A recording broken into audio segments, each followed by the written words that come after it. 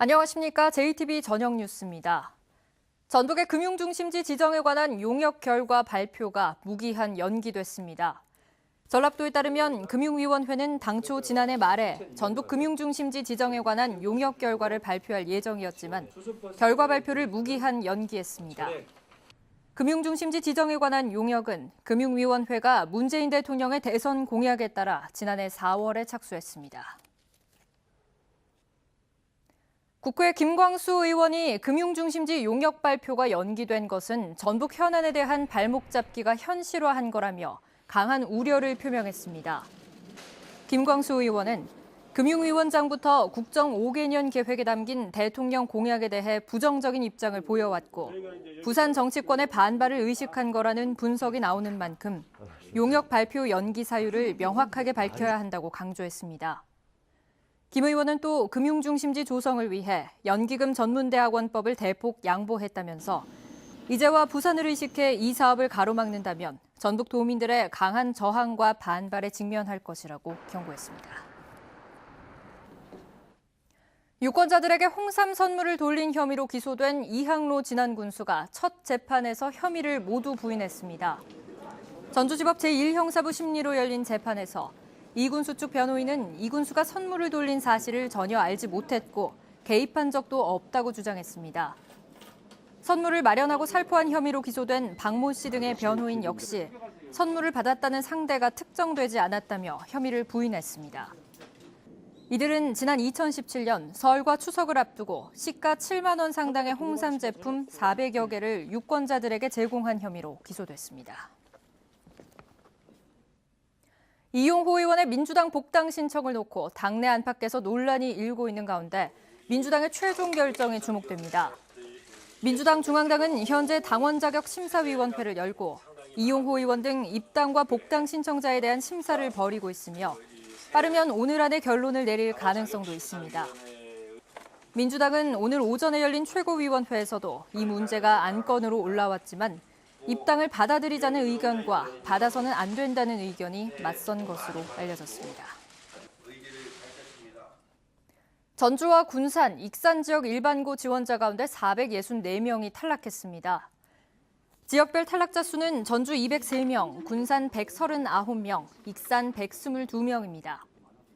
일반고 탈락자 수는 최근 5년간 가장 많은 것으로 올해는 특성화고 지원율이 10% 떨어지고 군산과 익산 지역의 자사고 미달 사태가 빚어지면서 발생한 것으로 분석됩니다. 전북교육청은 내일 일반고 합격자를 발표한 뒤 탈락 학생을 대상으로 비평준화 일반고와 특성화고, 자사고 입학을 안내하는 진학지도에 나설 계획입니다.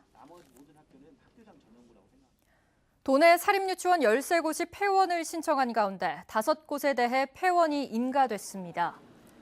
폐원 인가된 유치원은 전주 1곳, 익산 4곳으로 이들 유치원은 다음 달 28일까지 운영하고 문을 닫게 되며 원하는 인근 공립유치원 등에 분산 수용됩니다.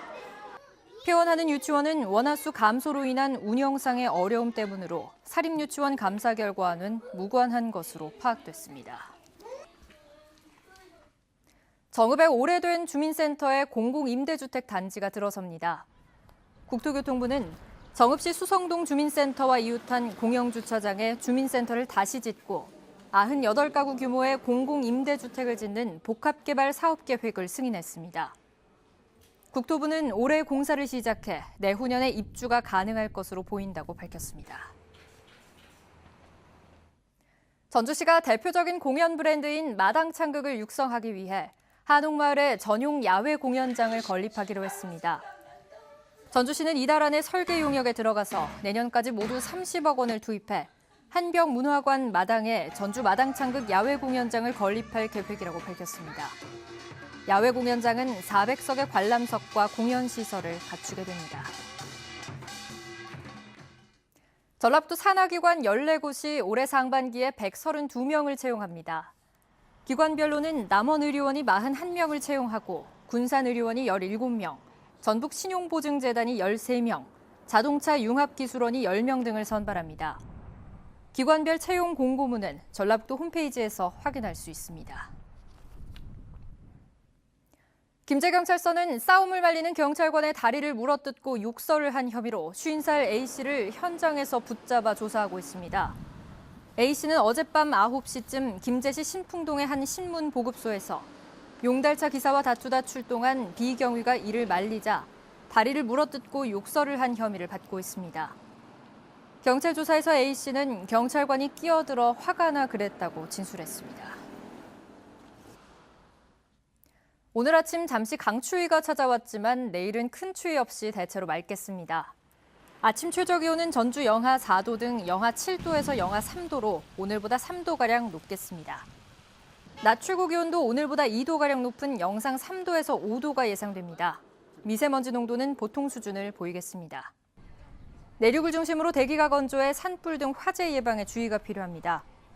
당분간 대기가 건조한 가운데 큰 추위 없이 예년 이맘때 겨울 날씨가 이어지겠습니다. JTBC 8시 뉴스 예고입니다. 폐기물을 몰래 묻은 혐의를 받고 있는 임실의 인터넷 매체 기자가 증거까지 없애려다가 들통이 났습니다. 군민들에게 홍삼 선물을 돌린 혐의로 기소된 이항로 진안군수가 첫 재판에서 혐의를 모두 부인했습니다. 정부가 전북의 금융중심지 지정 타당성을 따져보는 용역 결과 발표를 무기한 연기하면서 우려가 커지고 있습니다.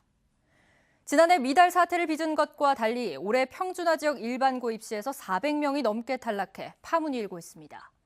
자세한 소식은 JTBC 8시 뉴스에서 전해드립니다.